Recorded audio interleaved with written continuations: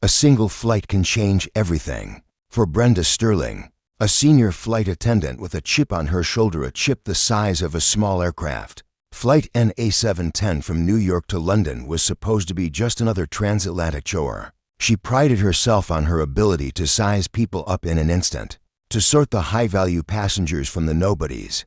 But on this crisp autumn morning, her judgment would not only be wrong, it would be career-ending. In seat 12B sat the one passenger she should have never, ever crossed. A woman whose quiet dignity masked an unbelievable power. A woman who didn't just fly with the airline. She owned it. Maybe someone like you would prefer a coloring book instead of our in-flight magazine.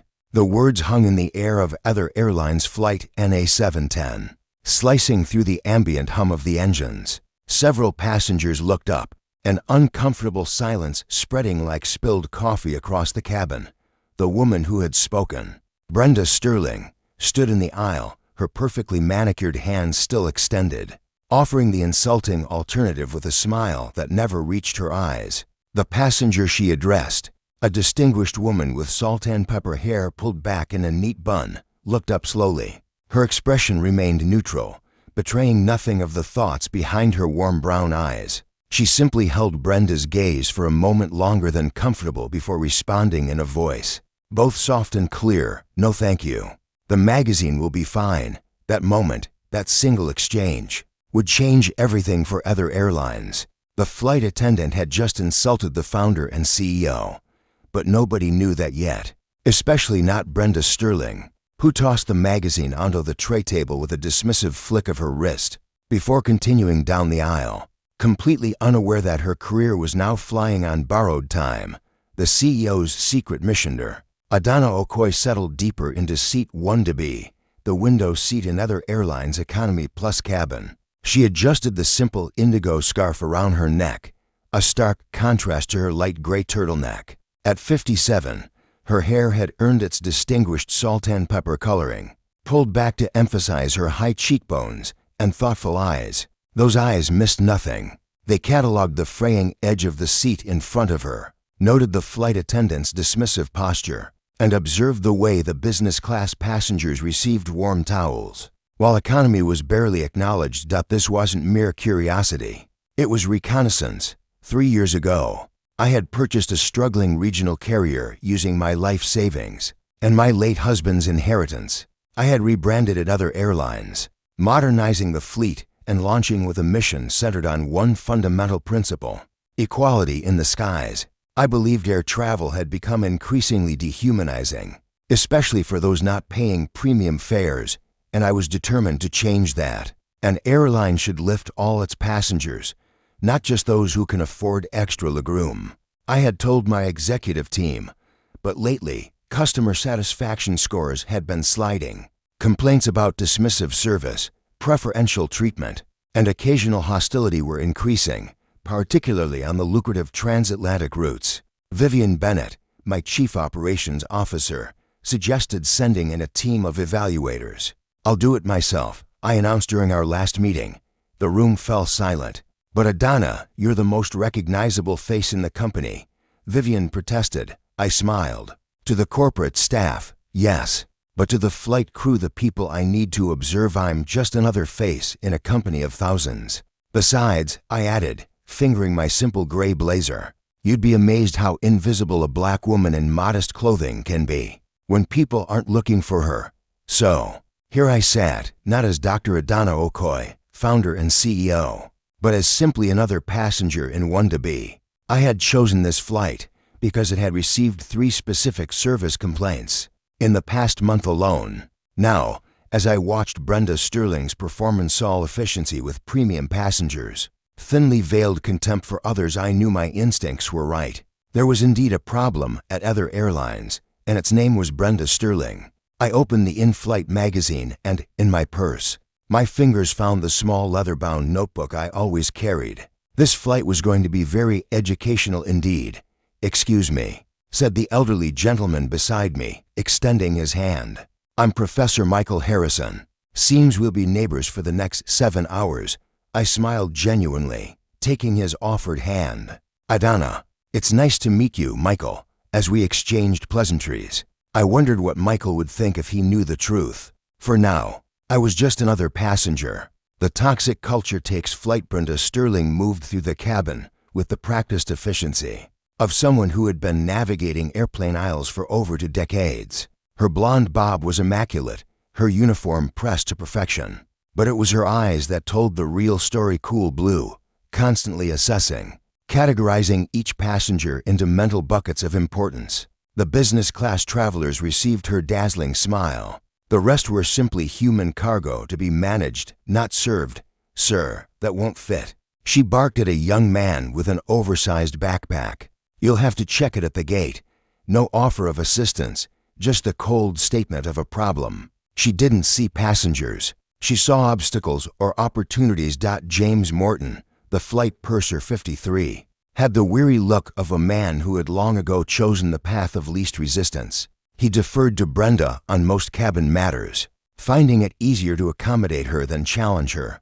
Brenda, we have a family with a baby at the bulkhead. Sophia Rodriguez, a junior flight attendant 26, approached her cautiously. Sophia was 8 months into her career and struggling with the unwritten rules of survival. Some people should really consider if their children are fit to fly, Brenda muttered loudly. Sophia quickly moved away, unwilling to challenge her senior colleague.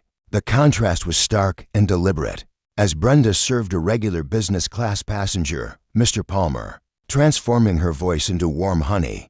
I've saved a lime wedge especially for you.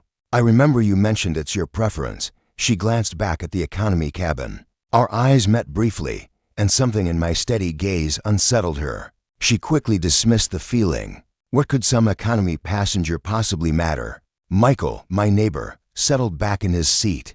I'm visiting my grandchildren in London, he explained, genuine warmth radiating from him. And you, business or pleasure? A bit of both, I replied.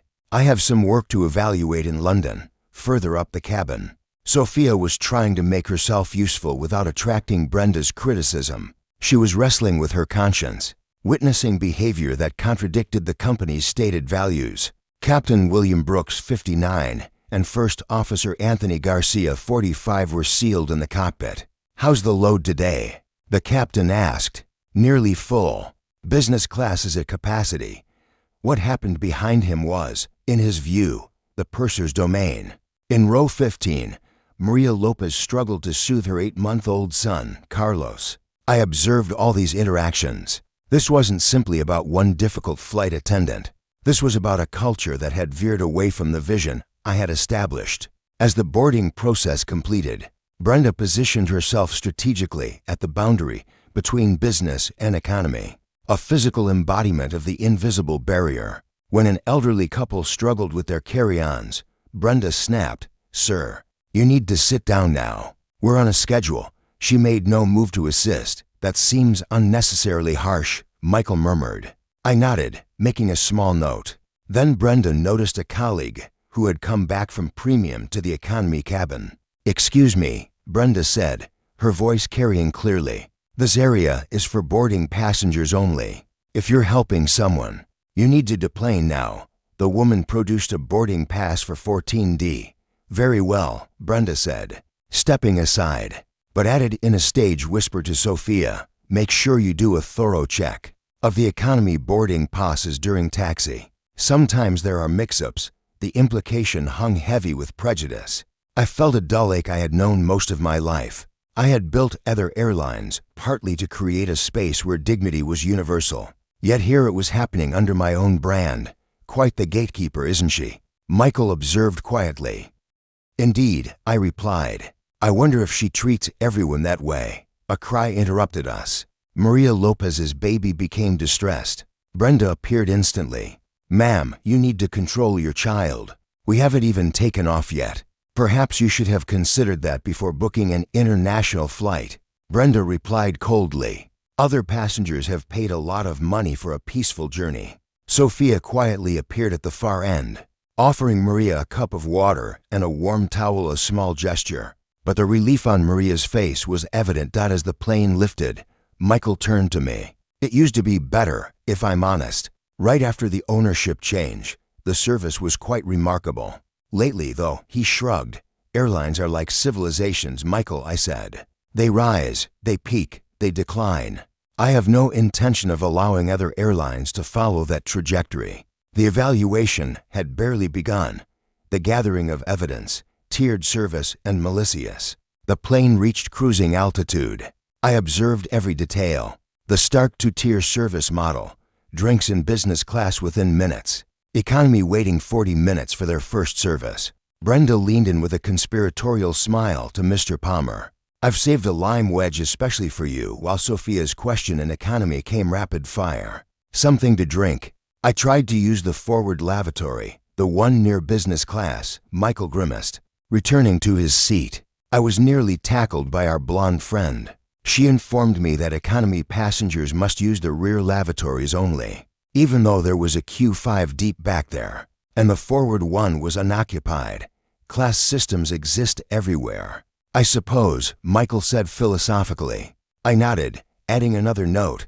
Bathroom segregation enforced. Meal service began. James took over for Sophia in economy. He barely suppressed a sigh when Michael asked what was in the curry. Vegetables and curry sauce.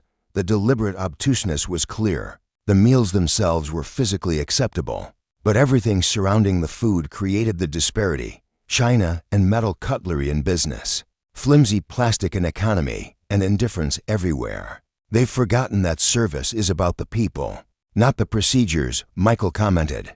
The question is whether the good ones will stay good in a system that rewards the opposite. That was the question I had come to answer. Then came the incidents of outright malice. I pressed the call button for water. 7 minutes later, a harried Sophia appeared, but Brenda cut her off from the galley. Sophia, what's the delay? The business class passengers need fresh hot towels. Brenda approached my row herself, holding a plastic cup and water bottle. You requested water? Her tone suggested I had asked for a diamond ring. Yes, without ice. Please, I confirmed pleasantly. Brenda held my gaze for a moment, then deliberately filled the cup to the brim with ice, before adding a small splash of water. She placed it on my tray table with a sharp motion that caused some of the water to slosh over the side, soaking into my document. There you are, she said with no trace of genuine concern, handing me a thin, inadequate cocktail napkin.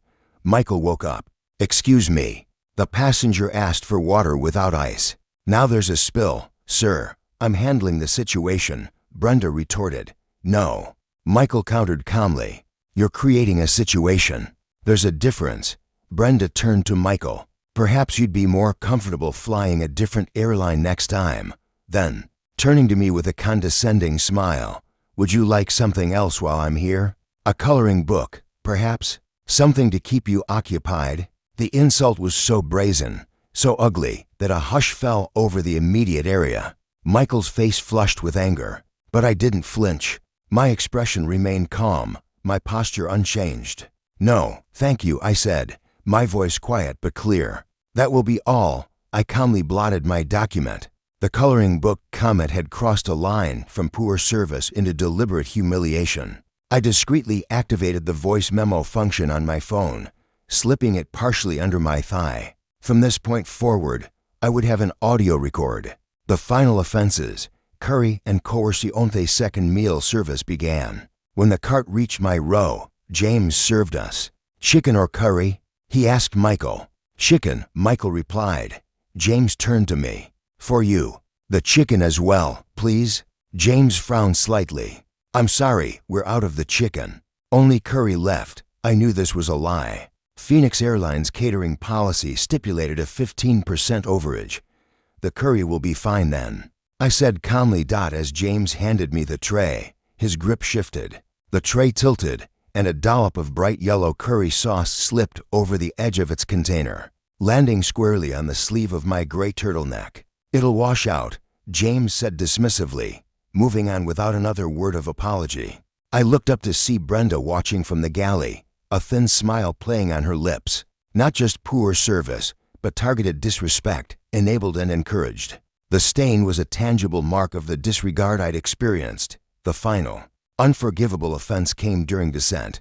Maria Lopez's baby woke up, crying loudly from air pressure. Maria walked the aisle, bouncing him gently, Brenda emerged thunderous. "Ma'am, you need to take your seat immediately. The aisle is not a nursery. Control your child or I'll have the captain issue a formal warning. It's a safety violation." The threat was harsh and misleading. I had seen enough. I stood up.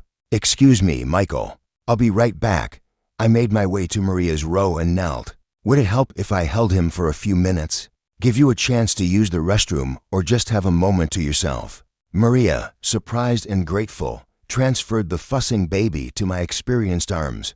Brenda appeared. "Glacial, what do you think you're doing?" she demanded, looming over me. "You can't just take someone's baby. Return to your assigned seat now." That's a direct instruction from a crew member. She dropped her voice to a threatening whisper. "If you get up again without permission, I will have you restrained. Do you understand me?" The threat hung in the air, sharp and ugly. My phone, still recording in my pocket, captured every venomous word. "I understand you perfectly," I said. Maria returned, and I transferred the now calmer baby back to her dot as the plane descended.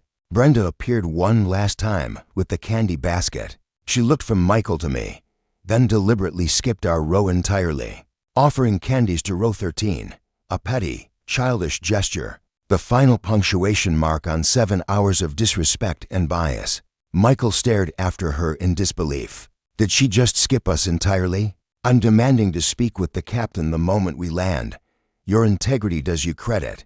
"Michael," I said, placing a calming hand on his arm. "Thank you, but please allow me to handle this. I promise you, it will be addressed." I patted the pocket with the phone. I now have exactly what I needed, irrefutable evidence. The net was closing.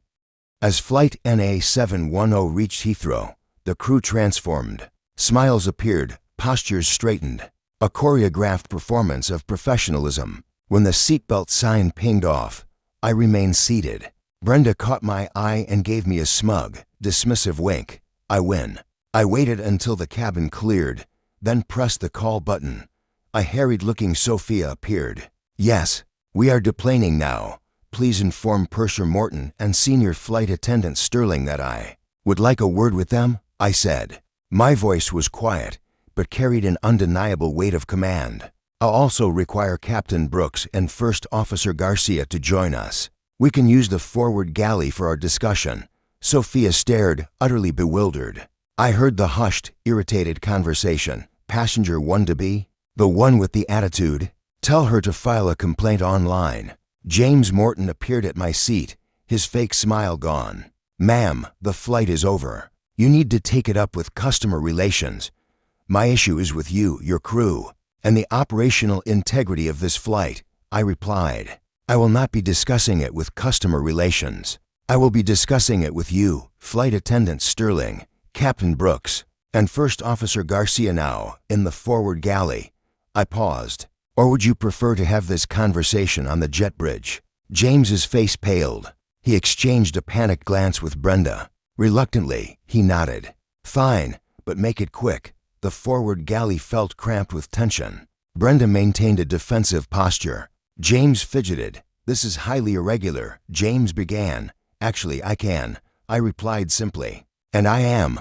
Brenda stepped forward, unable to contain herself. "Who exactly do you think you are?" she demanded. "You can't just hold up an entire crew because you're unhappy with the service." Before James could respond, I retrieved my phone. I selected a contact and lifted the phone to my ear. "Victoria, it's Adana. I've just landed at Heathrow on Flight NA710. The use of a first name spoken with such casual authority sent a ripple of unease through the galley. Captain Brooks straightened slightly. "First," I continued, "I want you to issue a grounding order for the entire cabin and cockpit crew of this flight, effective immediately. No one is to be rostered for another flight until my investigation is complete."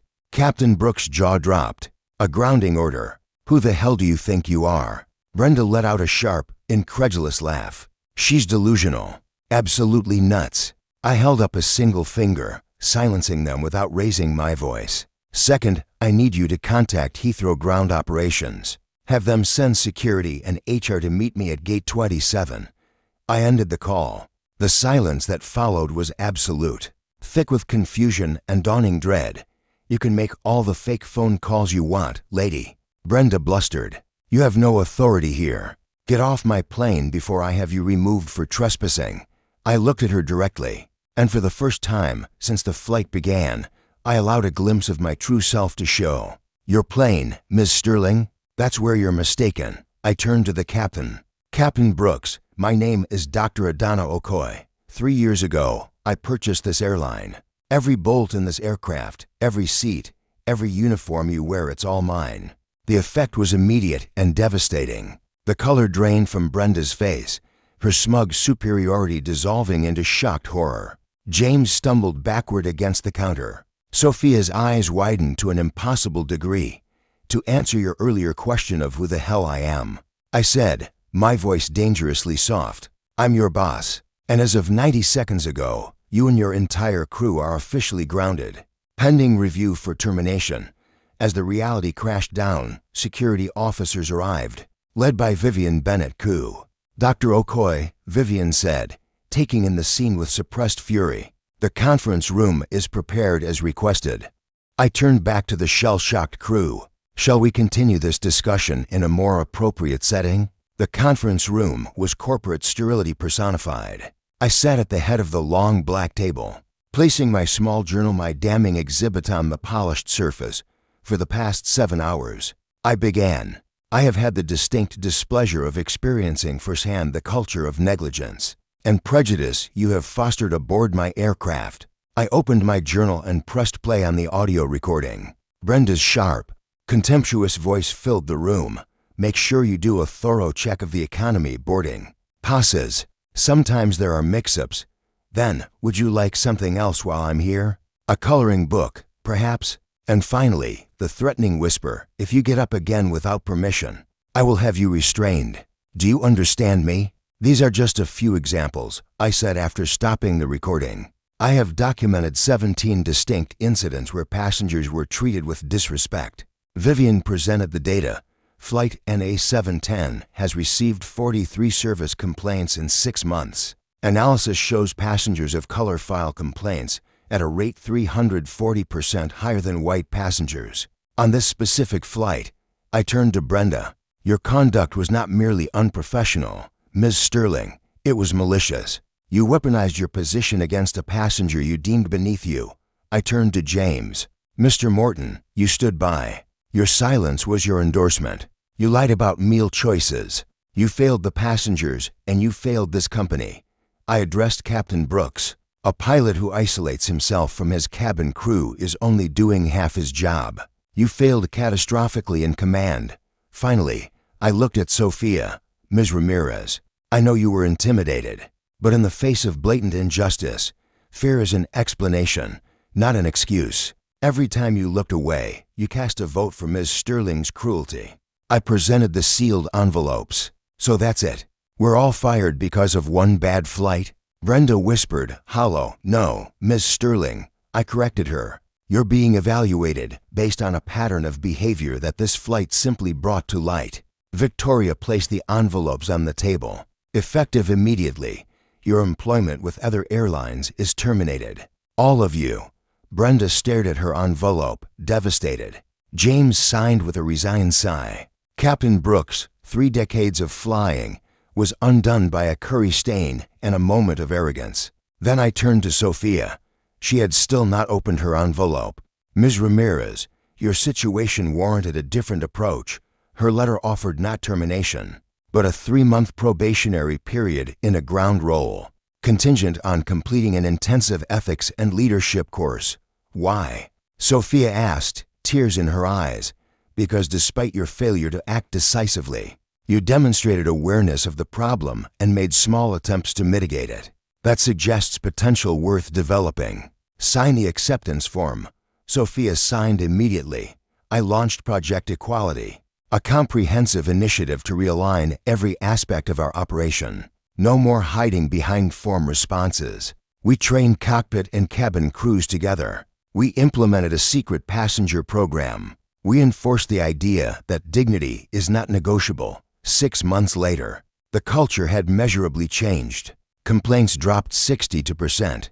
Employee retention improved. I often think of Professor Michael Harrison. He had a choice to remain silent.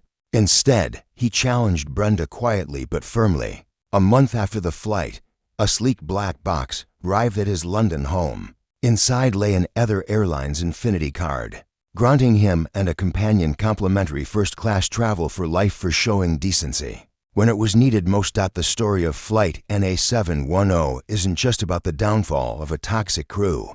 It's about a choice we all face, to either reinforce or challenge the hierarchies that divide us. Brenda Sterling's power was an illusion. My power was the result of hard work and leverage. But Michael Harrison's power was the truest of all, the power of integrity. The revolution that began in seat 1 was spreading, flight by flight, proving that equality wasn't just morally right, it was strategically advantageous. And the ultimate victory was knowing that now, every single passenger, regardless of their seat or the color of their skin, could expect to be treated with the same fundamental respect. Tell me, have you ever been treated as if you were invisible, like Adana in 1? Or perhaps have you been the Michael Thompson in someone else's story, the one who spoke up? Let me know in the comments. Your story matters. And don't forget to hit subscribe if you believe that true leadership starts with quiet dignity.